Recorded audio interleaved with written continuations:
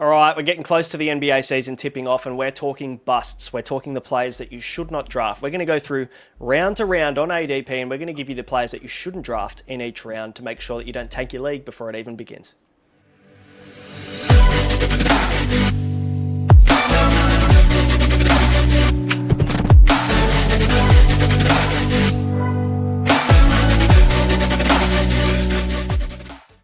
Yes, hello, welcome to the Fantasy Basketball podcast from Ball Logic. I'm your host, Braino, and it is Wednesday. It is 2 p.m, and I'm with Horse and Kingy. First of all, Kingy, the weekly question for you. What's the drink of choice today, mate?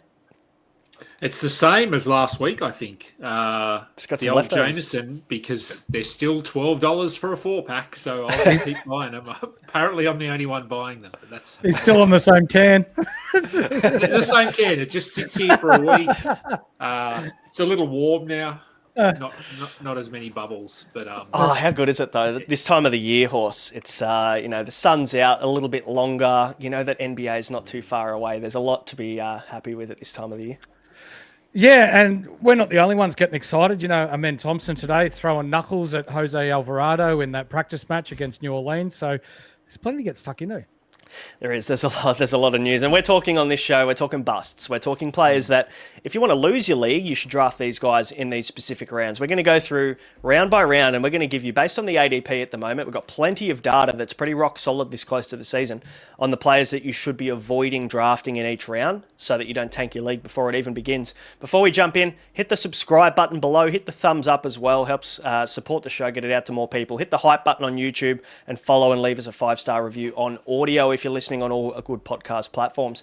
We'll kick things off. We'll move into the first round, and of course, there's it's hard to go wrong in the first round, Kingy, but I guess you can go a little bit early. There's a couple of guys in the first round that I'm looking at right now in Karl Anthony Towns and Horse. I'll save Sabonis to you because he might be a little bit of a my guy for you. Thoughts on Cat? He's going at 11, blend across 3 leagues at the moment, Kingy. What are your thoughts on taking Cat in the first round? not for me. I can see why people would. I know getting a centre early is often a strategy for people. So if you miss Jokic, if you miss Wemby at the top there, maybe you just want to get your centre. So I can see that there's a case for taking him at 11. But for me, just production-wise, value-wise, he's more of a middle or a mid-second round talent this season. And that's where I'd prefer to get him around that 16 to 18 range. And we're only talking a few spots really, Horse, aren't we? But sometimes it can be the difference between you getting your guy or not. You know, and obviously there's a few downsides to Cat this year with Mitch Robinson looking like he's in the starting unit, right? Yeah, 100%. Mitch Robinson does take away from Cat's minutes, especially around the rim. So it's going to have Cat stretch the floor a little bit. And we saw that he sort of struggled a little bit in his short time in Minnesota with Gobert there at center, that he didn't look like the top option that we've had in fantasy of late. So, yeah, Cat inside the top 12 is not for me this year. In the 2 years that Gobert was there and he was playing as the 4, he was the 28th and 30th best player in fantasy basketball. Last year, as the starting center, he was the 7th best player. And then in Minnesota, he was 9th and 9th the 2 years before that, before Rudy Gobert. So, you know, if that tells you anything, we're looking at a top 10 guy with as the center, but we're looking at a, you know, probably mid-second, or sorry, I should even say mid-third round guy when he is the power forward, which is, very interesting. Talk to us about Domantas Sabonis as well, mate. He's going right on the turn at 12, and I guess, you know, it maybe evens out a little bit. People might take him as 13 if they're pairing him with one of those guards around that spot. There's a lot of guards to pick from in that spot around the turn. What are your thoughts on Sabonis? Because I think in the first round's a bit early for me this year. Yeah, it is, and he has been a my guy for me in previous years, but this is probably the year that I'm the most coolest on him for probably the last 3 or 4 years. And for the reason being that they've got DeRozan, they've got Levine, they've got Schroeder. With the Keegan Murray injury, that probably elevates Keon Ellis into the starting 5. There's a lot of ISO-centric players in that unit, and that's going to take away from Sabonis' assist, where that was probably his strength versus other centers. He gets your points, he gets your rebounds. Doesn't really offer too much defensively, but, you know, on the odd occasion, he was like Baby Jokic, getting his odd triple-double, you know, and giving you 6, 7, 8 assists a night. With those ISO-centric players, those numbers come right back. Yeah, I mean, Kingy, he's a 4-category elite player. But the problem is you're getting a guy potentially, let's say in the first round, that is quite deficient in 5 categories, being free throws, threes, steals, blocks, turnovers. Like he's not good at all in those areas. No, he's not. He's never really been someone I've actively targeted. I see the appeal, of course, with those out of position assists. I think the free throws are something that people probably overlook because I think you expect him to be a better free throw shooter than he is because he doesn't have a bad technique. He can hit a mid-range shot. But yeah, he's sort of down below 75% typically, and that hurts you with a high volume player like him. So yeah, too high for me. We did sort of a consensus top 100 show at DMAC NBA Fantasy Bible last night, and Sabonis was sitting. I think we had him down around 25. So Yeah, that's almost a round below where he's going, according to ADP. Yeah, we've got him early 20s, which I think is... I'd be happy to take him around that late second round spot. But yeah, using a first round pick on someone like Sabonis ain't for me, not this year. I mean, he's never had he had his best season in the last 5 years last year in fantasy basketball, finished the 19th best player. Like he's never finished higher than 19th in the last 5 years. So yeah, it just seems like a back end second kind of pick. 12 is way too early, especially with the amount of value that you can get on the board as potential first round guys this year. I could probably rattle off 4 or 5 guys that could break into that first round. I don't think Sabonis is the man this year. Horse, talk to me about LeBron, mate. Obviously, news is the big determining factor here as to why we think he's a bust in the second round. He's currently going at 21. Way too early. And even injury aside, he's older than Jesus. You know, he's that old that, you know, we'll be lucky to get 50, 55 games out of him this year. This is, for me, I believe this is the swan song tour for LeBron James. This is going to be his last year. Nothing's been confirmed yet, but he'll play the games that he wants to. He'll rest back-to-backs and all that sort of jazz. He's got his scoring title, so the best ever number 1 in scoring ever in the NBA. He's got all the me titles that he could want now. Yeah, this is just basically a farewell tour. And at 21, there's plenty better value there with availability being the best form of ability that you can get there in the second round. Yeah, I want my players playing 65 games if I'm taking them in the first 2 rounds personally. Kingy, you reckon a bit too much Hennessy for LeBron? Slightly, yes. A little bit too much. Even before the injury, I don't think I'd take him that high. It's closer. I'd have him sort of, I don't know, early third, maybe very late second. But with this injury, the uncertainty, the fact that we don't really have a comparison in terms of how long will he be out. This could be 2 weeks. It could be 2 months. We really have no idea. And like Horse said, he's probably not going to play back-to-backs. They'll limit him a little bit. The transition to Luka has begun. So, yeah, I'd be interested to see what the over-under is on games played for LeBron now. I'd probably pencil it in at around 50, maybe 55. And going, you can't sort of waste a second-round pick on someone that you already expect to miss 20 to 30 games. That's why Kawhi Leonard doesn't go in the second round, because people know that he's going to miss 20 games. Yeah, that 100% agree with that. Let's move into the third round. Unless there's anybody, Kingy, you can see in the second round that you don't really like, we'll throw over to you very quickly before we move on. No, look, I think the only one in there potentially is, I guess you could make an argument for, is Jalen Williams because of the wrist injury that he's dealing with. That would be the only one, because he is the Thunder just don't have to rush him at all. So while this might only be a 3-week injury, who's to say they don't give him a month off and then ease him back in? So he would be the only one I could make a case for going outside the second round. But production-wise, he's fine where he is. I could probably make an argument for Jalen Brunson being a little bit too early at 22 as well, personally. Oh, I didn't see him in there. Oh, yeah, absolutely. Sorry, I missed his name. Yes, 22 is too high for Jalen Brunson.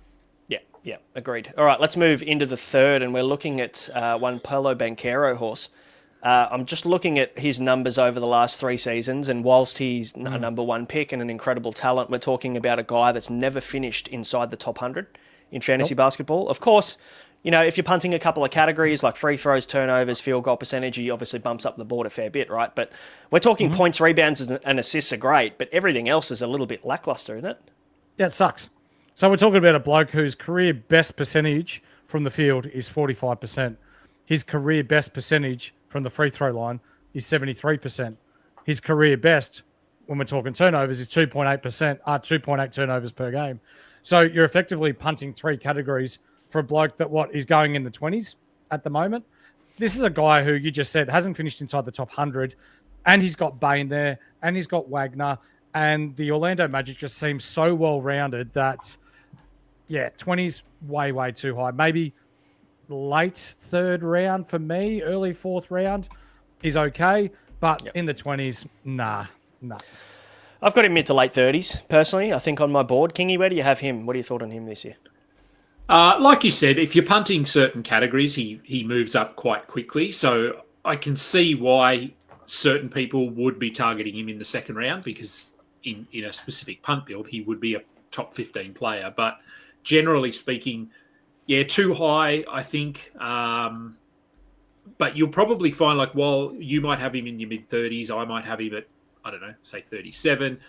Chances are someone in your league will take him at 23 or 26 or something. So he's one of those players that I think certain managers gravitate towards, and he probably ends up going a little bit too high, and then they're pretty chuffed when he gets you sort of that first game of the season. He'll get 28 points, 9 rebounds, 6 assists, but then he shoots 44% from the field and 70 from the line and turns the ball over 4 times. So I just want to throw in there, Braino, that for those that have played points leagues in the past, Banchero is very good in points leagues. He's 17th overall he was last year. So that people that have played points previously may think, oh wow, he's there in the the 3rd round. Let's grab him.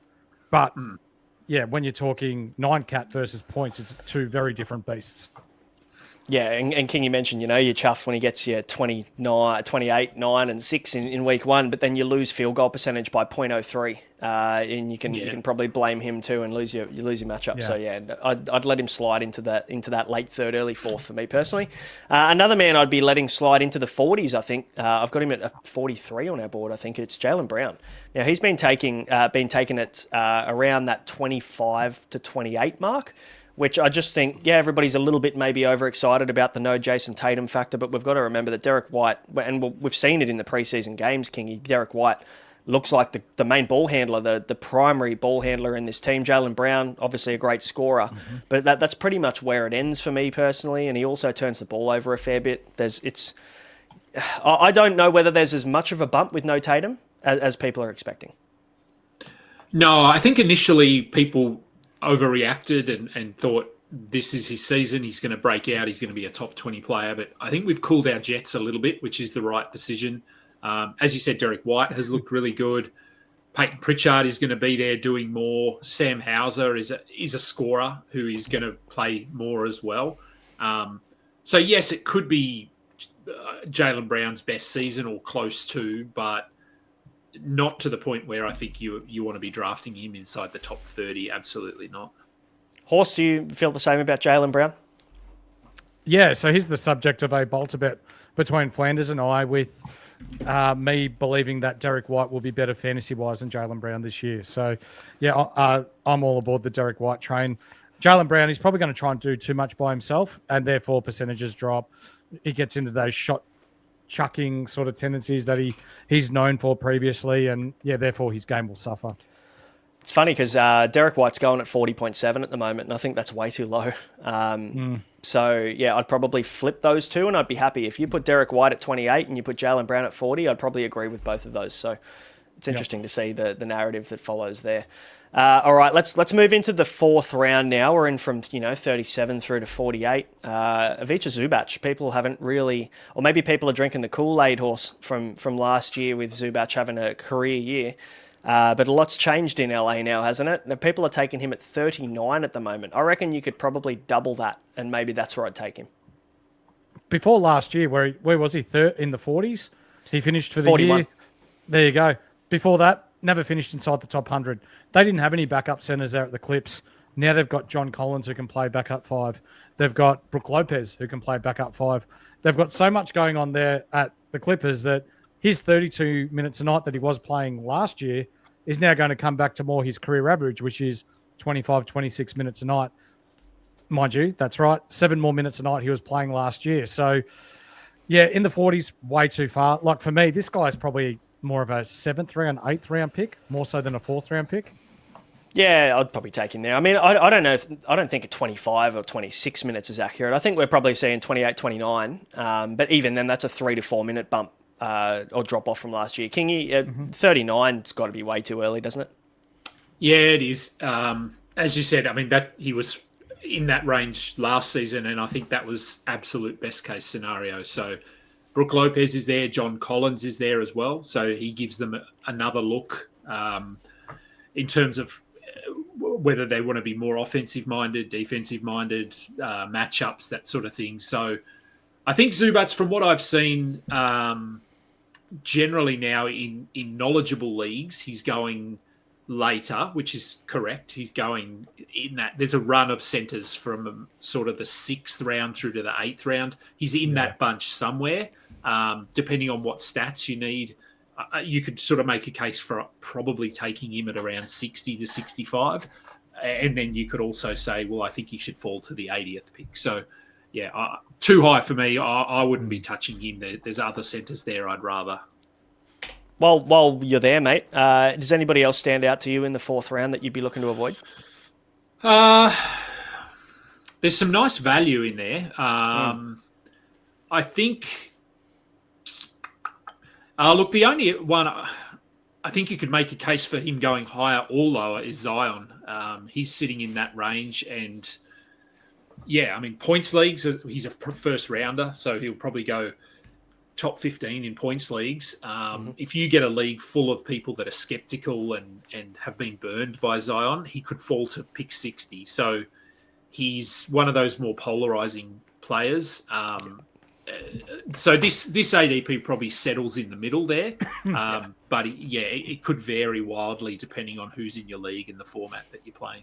I can guarantee that out of 12 people in a team, for the most part in 12 people in the league, I guarantee you one of them will take him in a top 40. I was one of those people in a 20-team league. I took him with my second pick at 36, just because I think the upside is so huge with Zion that you're kind of willing to take an injury risk player on a guy that has top 20 upside if you can put it together for a year. He's never done it. So you're punting against trend somewhat. But yeah, no, I agree. It's a very risky pick at 38. So if you're risk averse, probably a little bit early there on Zion. Yeah. Speaking of risk averse, Horse, it's Joel Embiid in the 5th round. 53 at the moment. People are drafting him. You're not a fan of the 53. Where would you take him? 153. I reckon you're insane. I am insane. And I've copped a little bit for it, but I just don't think with any cartilage in his knees that he's going to get any decent run of basketball. And if you've got him, and I mean, he might play 10 or 15 games in a row before something else pops up. Great basketball player, has been really good, MVP candidate for a long time. But when you're 7 foot 100 or however tall he is, and you've got no meniscus in your knees, and it's not just your knees, it's your Bell's palsy, it's one thing or another thing or another thing, then it's so hard to trust someone that you want to take as high as, well, the 5th round, yeah, you can gamble there, but for me, I'm not taking him inside the top 100, to be honest with you. I will take him inside the top 100. I think there's a point, I think, for everybody where you'll go, all right, cool, Embiid's dropped enough for me, I'm willing to take that risk, because the risk then decreases as the longer the draft goes on. I honestly, if he drops to like late 70s, early 80s, for me, I'd take him, Kingy. Where are you at with Embiid, and when would you take him? Definitely outside the top 150 is where I am on Embiid. I don't touch him, but I can see the case. Again, in that top 100 draft we did last night, I think he was around 50. And I think sort of my reasoning there was, yes, I wouldn't take him, but it's very subjective, as you've said. Like, some people are willing to take a little bit more risk. For me, the only time I would consider him that high is if I had the number 1 pick and I had Nikola Jokic as my center. Like, there is no way I would be drafting Embiid as my first center. No. He would have to be my backup. Shallower league, again, maybe, because you're not going as deep into the player pool. And a little bit like Zion, I think there's going to be someone in your league who will take that risk, and which for me is a good thing, because I'm not then left at pick 80 and he's sitting there and do I take the risk? Is this the year? That decision is taken out of my hands because someone will take him. And much like Horse said, I've seen him, they try to play these clips to show, oh, look, he's on the court, he's hitting jump shots. He doesn't look good at all. He looks slow. He looks sore. There's no elevation. So I think that question is one that gets overlooked, is when he is on the court, what are his numbers going to look like? Because they're not going to be what they were 3 years ago.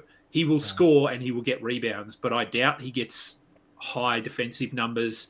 And I think the assists will just come down a little bit. So even when he plays, is he a top 20 player anymore? I'd argue that potentially no. He's more of a top 50 player. And if you base it on that logic, then you can't draft a guy at pick 50 who has top 50 upside who's only going to play 30 games.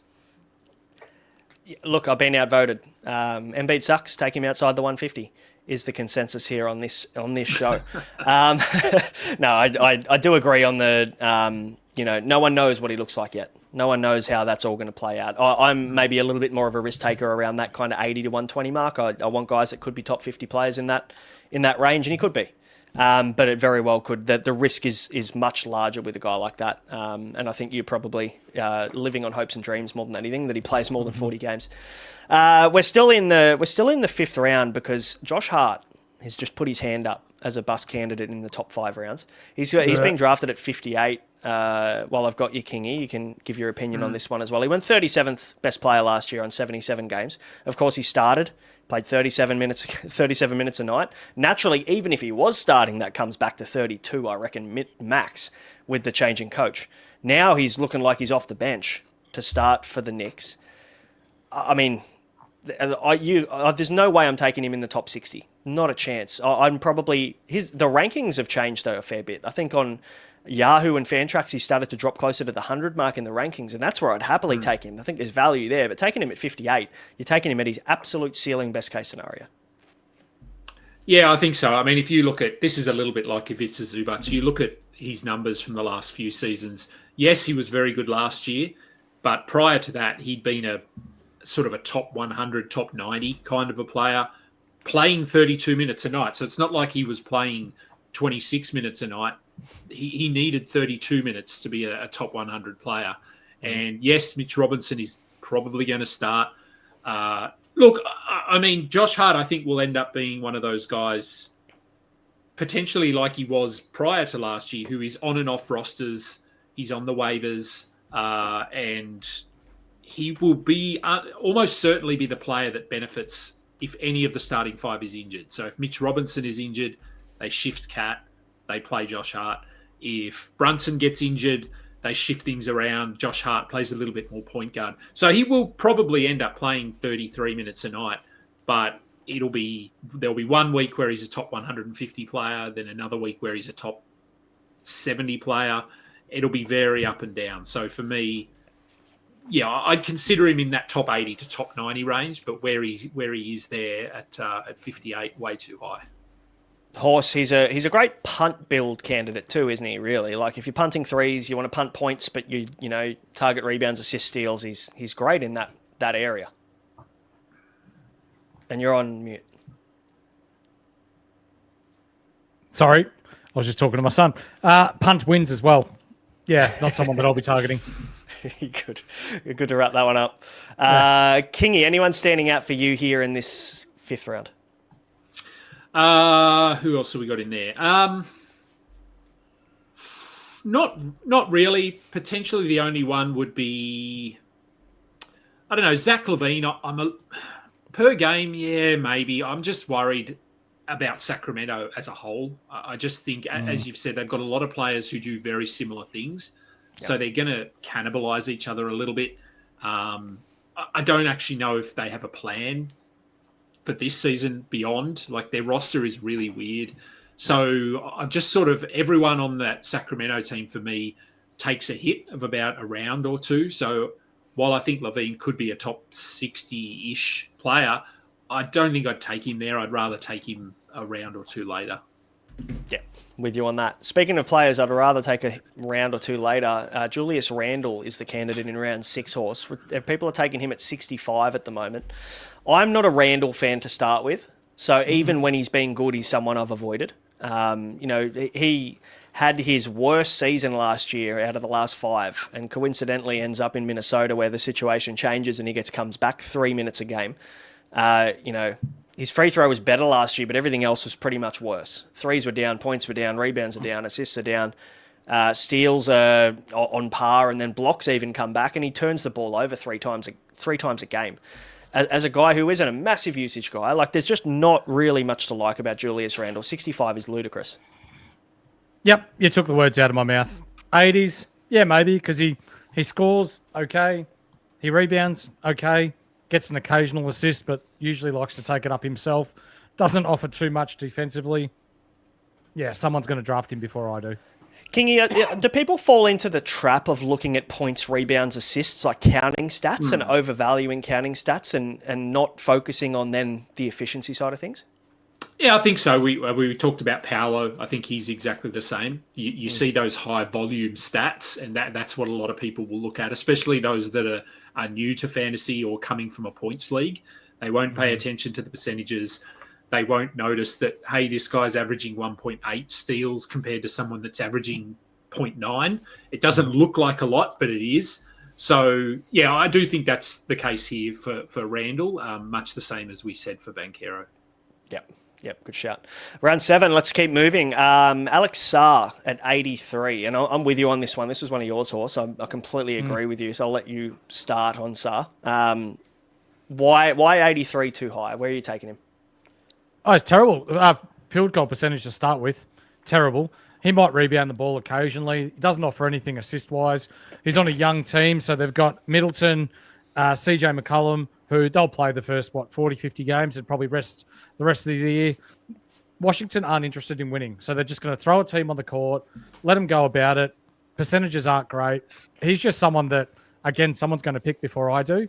And while he does look sexy at times with these big blocks or nice putback dunks, efficiency-wise, not for me inside the top 100. Again, a guy that, points, rebounds, blocks, could be okay. He's not an elite scorer, but I think that'll improve this year naturally in second-year jumps, Kingy. But rebounds and blocks, even he's a low rebounder for a centre. So, 6.5 rebounds a game, 1.5 blocks, but everything else is putrid. Naturally, though, surely efficiency takes a bit of a bump and improves this year. There's no way he can go 2 years in a row under 400. No, I think it will. I think he has looked good in the preseason. I probably would have been on board with this. I'm starting to warm to him a little bit. Okay. So I don't mind this for an ADP. I think once you get into this sort of 80 to 90 range, you sort of take who you want to take. There isn't a massive difference between the 80th best player and the 120th best player. As we know, as you get deeper into a draft, those values tend to narrow a little bit. So I'm not completely against it. If you've missed out on centres early, he's going to have more appeal because he will get you elite block numbers. As you said, though, he's not a super high rebounder. The scoring will be very up and down. I'm pretty sure he'll have a 30-point game this year where he hits 6 threes. But he'll probably have a game where he has 8 points and goes 0 of 9 or something. So it'll be a rough ride, but I do think he improves. So I'm not totally against it, but I can see someone taking him in this range. I don't know if it'll be me, but someone will. Yeah, it won't be me. He's just not the kind of guy that I draft unless I'm, punting 4 categories. And normally I don't do that. That's more Kingy's jam. But if you're punting 4 categories, I think he fits into a build quite nicely. Obviously, it has to be a very specific build. But 80, 84, 83 as a general consensus is too high for me as well. Kingy, who stands out, mate? We've just talked about Randle in the 6th and Sarr in the 7th. Anyone through those 2 rounds you're looking at?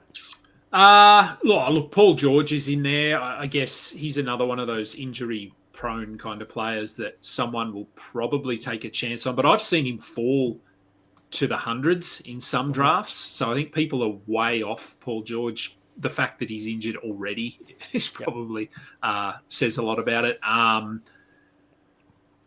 Who else have we got in there? I mean, everyone else is fine. Like I said, once you get into this range, it's harder to make a case one way or the other because it doesn't take much for them to bump up or bump down.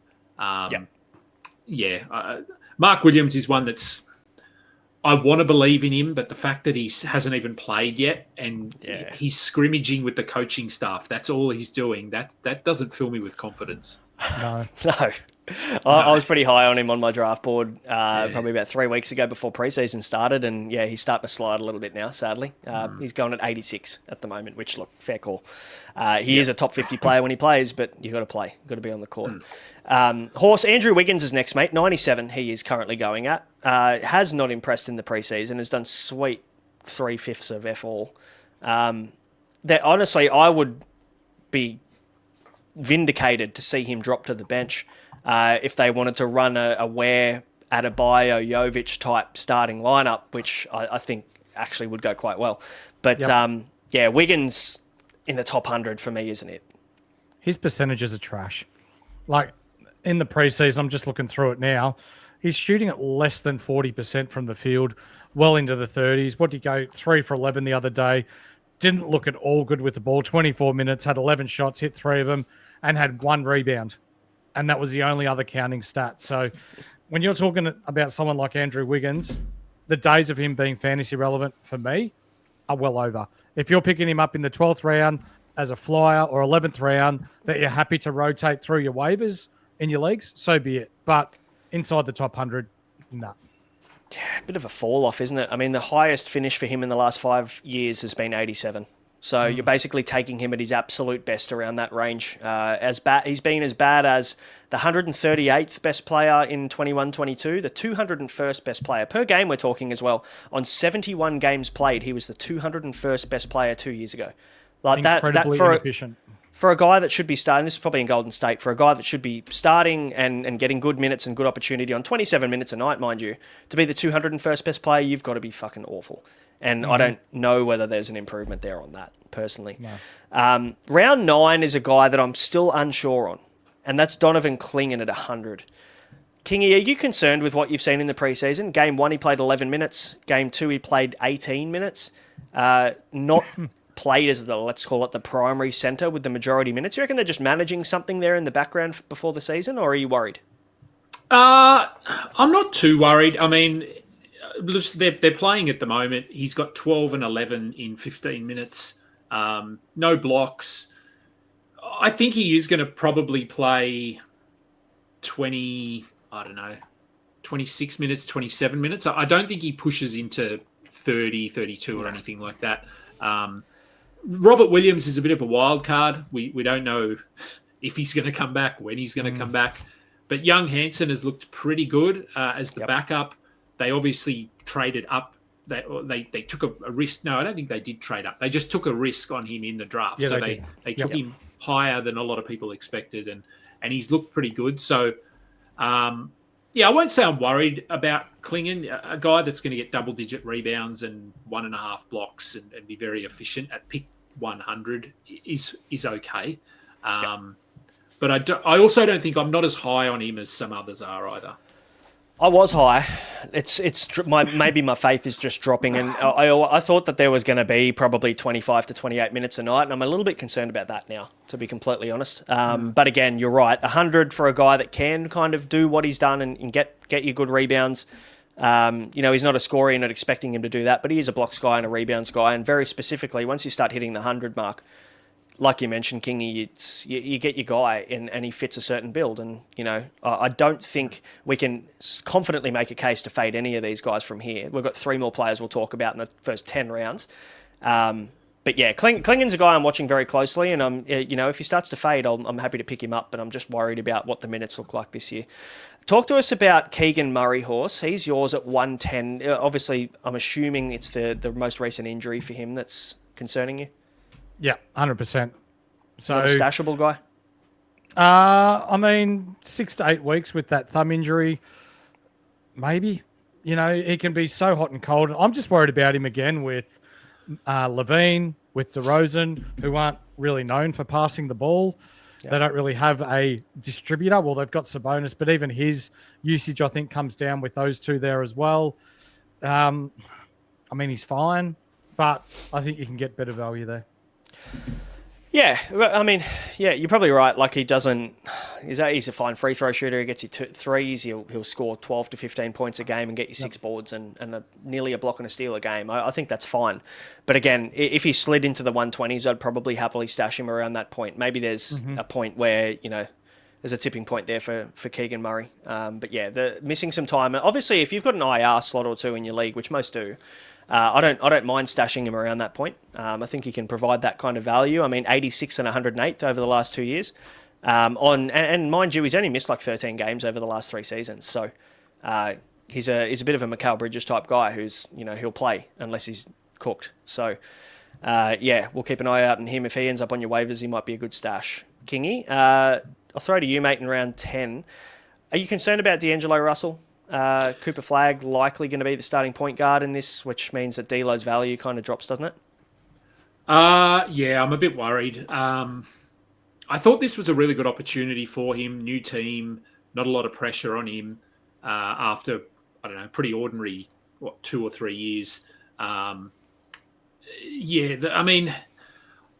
I don't know. Maybe he does still start. They went with Cooper Flagg yesterday, but D'Angelo was given the night off, so it's not like he came off the bench behind him. So was that just hey, let's see what Cooper looks like, and we'll give D'Lo some rest?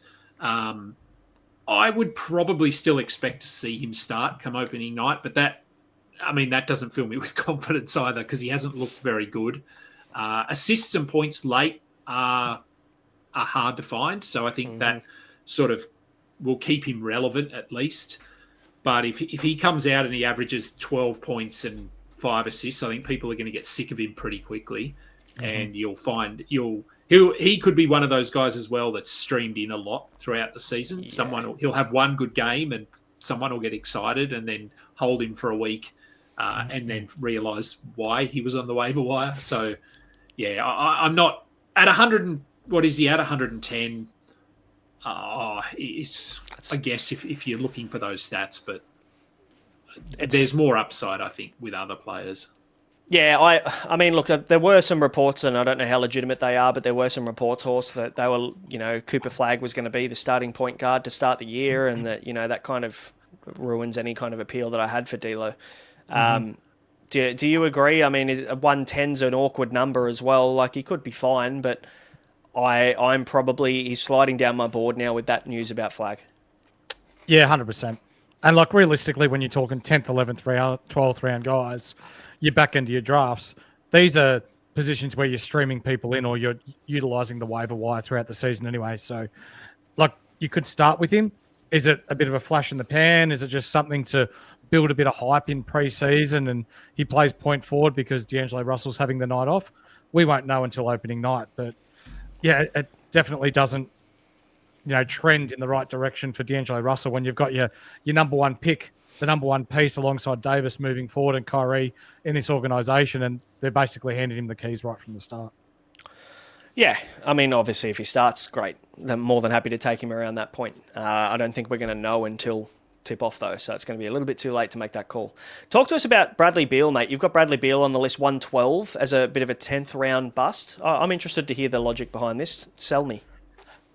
I don't know whether I can sell you, but you're a hard man to try and sell something to. But when we're talking about fantasy basketball, we're talking about Bradley Beal.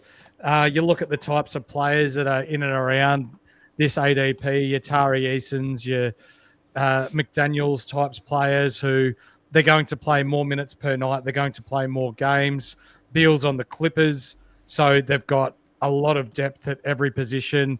He's been injury ravaged the last couple of seasons, hasn't been able to put it together. So, again, if you've got an IR spot, fine.